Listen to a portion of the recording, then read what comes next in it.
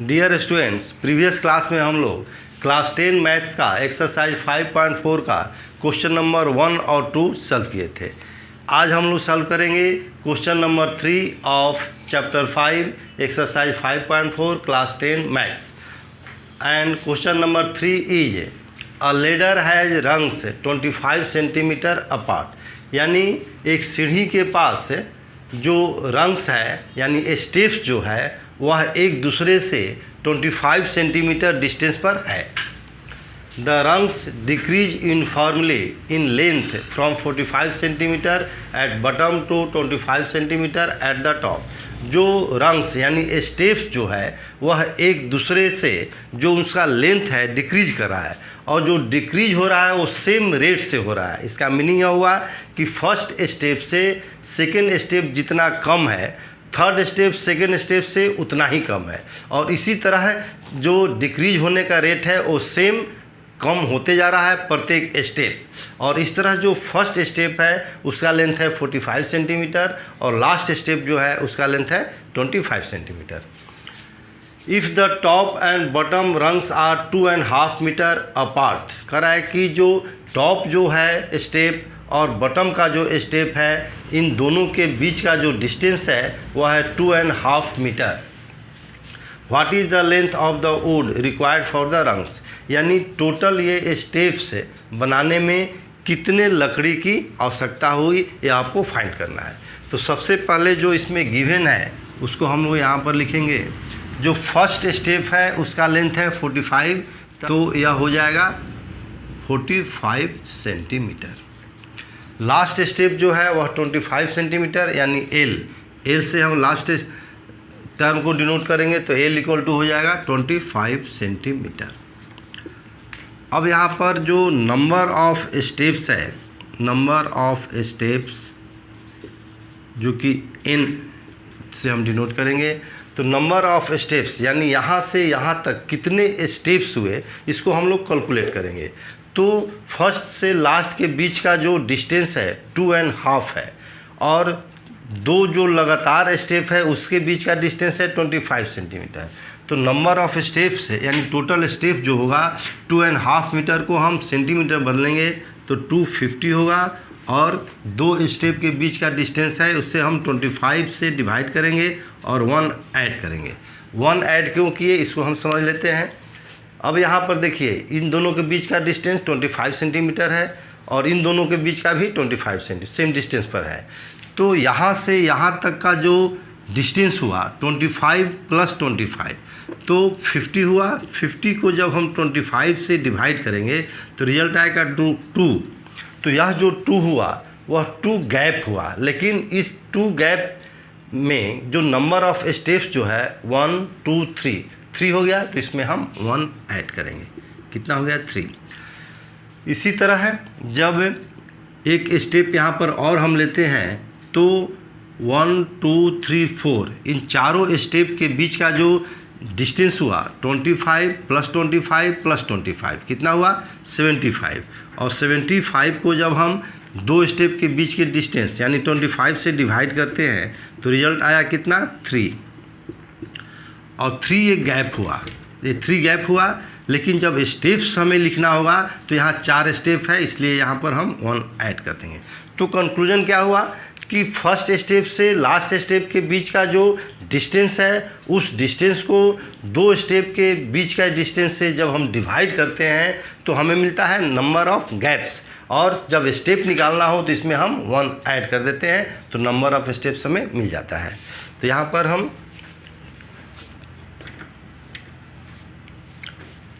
1 add कर दिए तो ये हुआ 10 इक्वल टू 11। इस तरह हमारे पास फर्स्ट टर्म मिल गया, लास्ट टर्म हो गया, एन हो गया। हमें फाइंड करना है सम ऑफ 11 टर्म्स। तो एस का जो फार्मूला है that is n/2 into A plus L, first term plus last term. तो यहाँ पर S11 फाइंड करना है। S11 इक्वल टू 11/2 और फर्स्ट टर्म जो हुआ 45 plus last term 25 equal to 11/2 into 45 plus 25 यहाँ हुआ 70। 2 से 70 को डिवाइड कीजिए 35 इक्वल टू 11 को 35 से मल्टीप्लाई कीजिए, 11 5 जा 5 कैरी 3, 11 3 जा 33 और 5, 11 5 जा 55 सॉरी 11 5 जा 55 का 5 कैरी 5, 11 3 जा 33 और 5 38।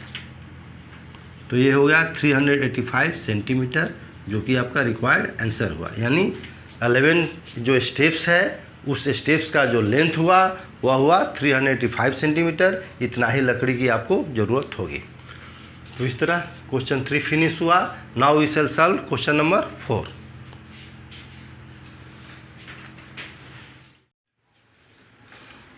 The houses of a row are numbered consecutively from 1 to 49।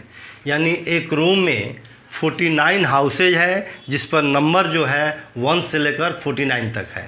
So that there is a value of x such that the sum of the numbers of the houses preceding the house number x is equal to the sum of the numbers of the houses following it.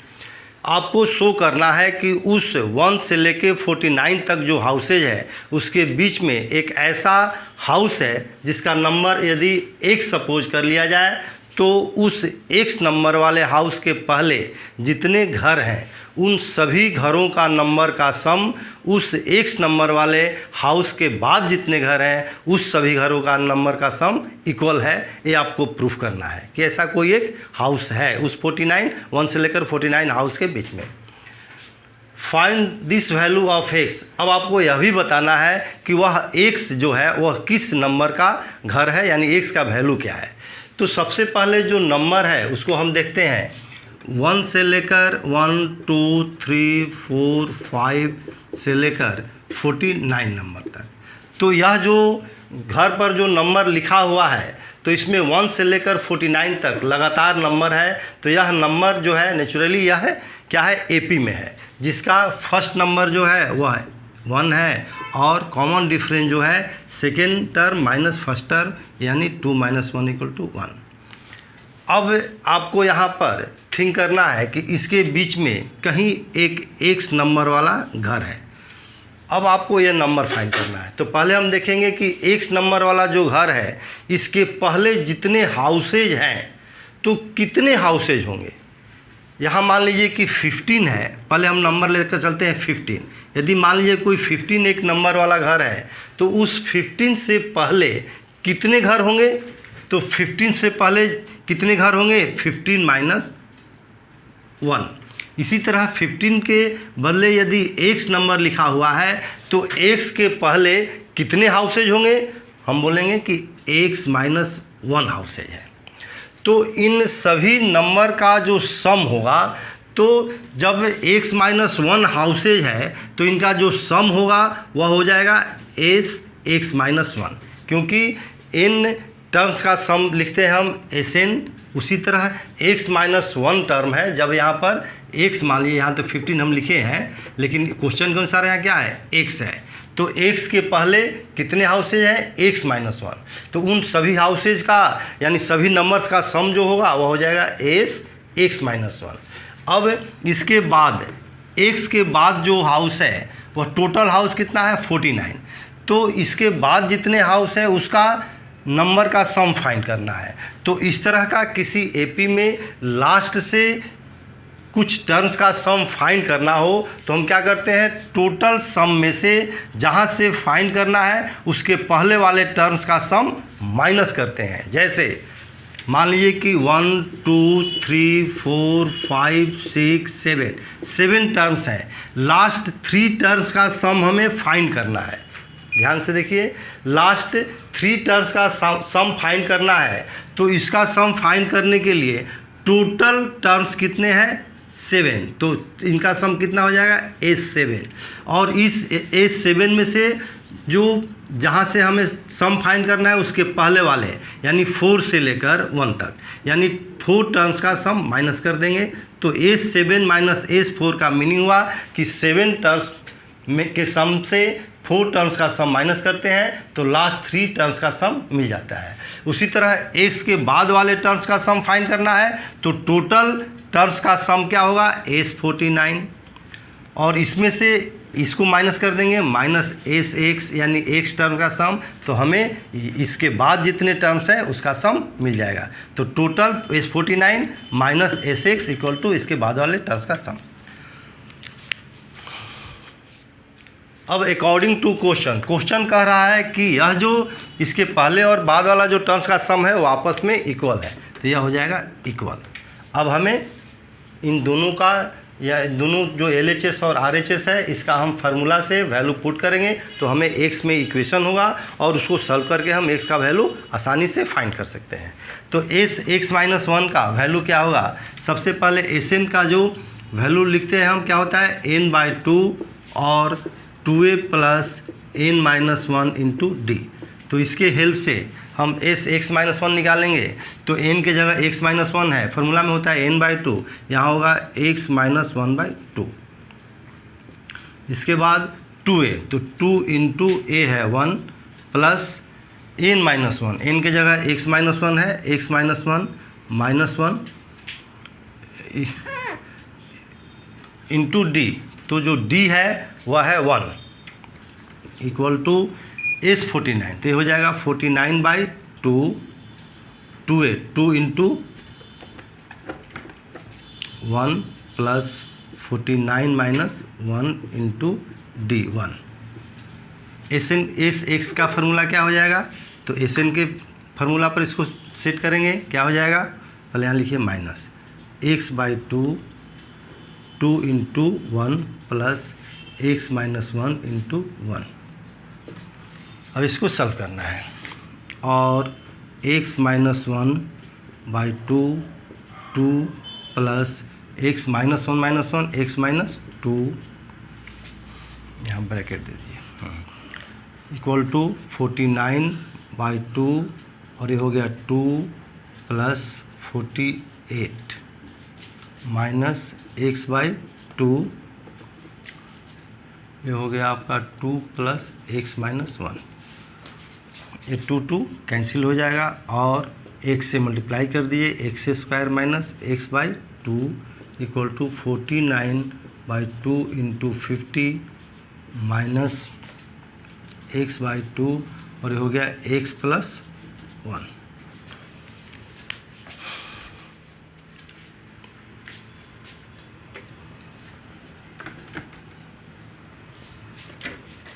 और इसको हम solve करेंगे, x² minus x/2 यहाँ cancel कीजिए, 25, तो 49 और 25 को multiply कीजिए,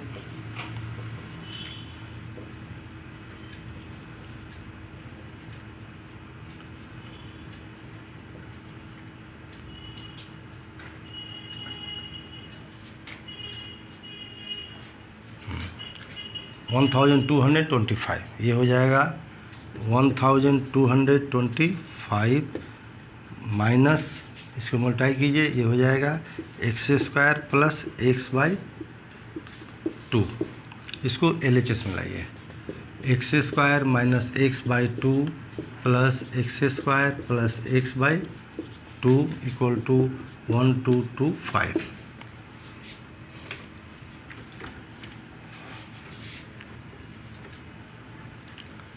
और 2 LCM x² minus x plus x² plus x equal to 1225, x cancel, और 2x² equal to 2 into 1225, 2 cancel कीजिए, therefore x equal to plus minus square इधर जाएगा, अंडर रूट हो जाएगा 1225, और 1225 का स्क्वायर रूट होता है 35 प्लस माइनस 35। लेकिन x चूँकि नंबर है तो काउंटिंग नंबर नेगेटिव नहीं होता है, तो लिखेंगे यहाँ पर but x equal to -35 is not possible, therefore x equal to 35 answer. ये आपका रिक्वायर्ड आंसर हो गया। तो इस तरह हम लोग क्वेश्चन नंबर 3 और 4 सॉल्व किए एक्सरसाइज 5.4 का। नेक्स्ट वीडियो हम लोग लास्ट जो क्वेश्चन है क्वेश्चन नंबर 5 उसे हम लोग सॉल्व करेंगे और इस तरह आपका एक्सरसाइज फिनिश हो जाएगा। तो मिलते हैं नेक्स्ट वीडियो में जहां हम लोग सॉल्व करेंगे क्वेश्चन नंबर 5।